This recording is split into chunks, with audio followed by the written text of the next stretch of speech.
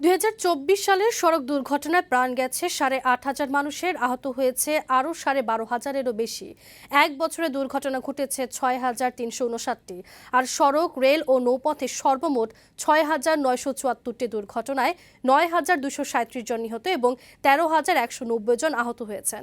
শনিবার সকালে Dhaka reporters unity মিলনায়তনে বাংলাদেশ যাত্রী কল্যাণ সমিতির সংবাদ সম্মেলনে এসব তথ্য জানানো হয়।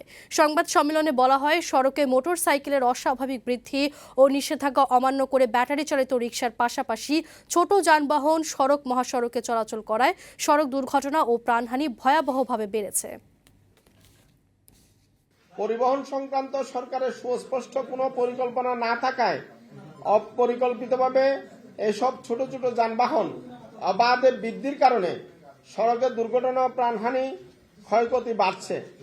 অথচ 2010 থেকে 2020 সালের মধ্যে জাতিসংঘ ঘোষিত সড়ক নিরাপত্তা দশকে সড়কের দুর্ঘটনা ও প্রাণহানি অর্ধেকে নামিয়ে আনার অঙ্গীকার করেছিল বাংলাদেশ।